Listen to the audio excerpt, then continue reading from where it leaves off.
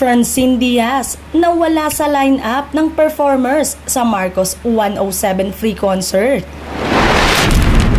Hot topic pa rin ngayon sa social media ang biglaang pagkawala ng kapamilya actress na si Francine Diaz sa gaganaping Marcos 107 free concert. Kahapon ginanap ang naturang concert na gaganapin sa Ferdinand E. Marcos Sr. Memorial Stadium bilang selebrasyon ng kaarawan ng yumaong dating Pangulong Ferdinand E. Marcos Sr. Sa naunang poster ay makikitang kasama ang larawan ni Francine sa poster kasama ang iba pang performers na sina Angeline Quinto, Pops Fernandez, Martin Rivera, Nina, Joseph Marco, Kelvin Miranda, Daryl Ong at Rocksteady. Ngunit sa bagong poster na ibinahagi ni Congressman Sandro Marcos ay wala na ang dalaga.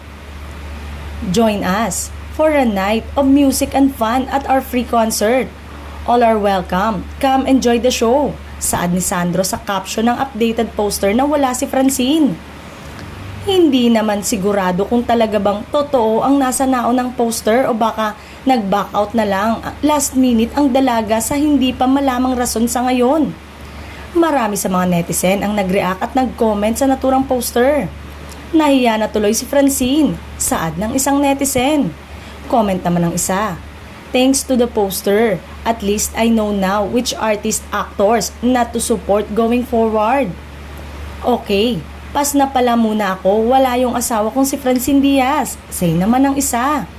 Nang bisitahin ang Instagram page ng kapamilya actress ay may mga supporters itong nagtatanong patungkol sa concert. Wala pa namang inilalabas na pahayag o reaksyon ang kampo ng aktres, maging ang organizers hinggil sa issue.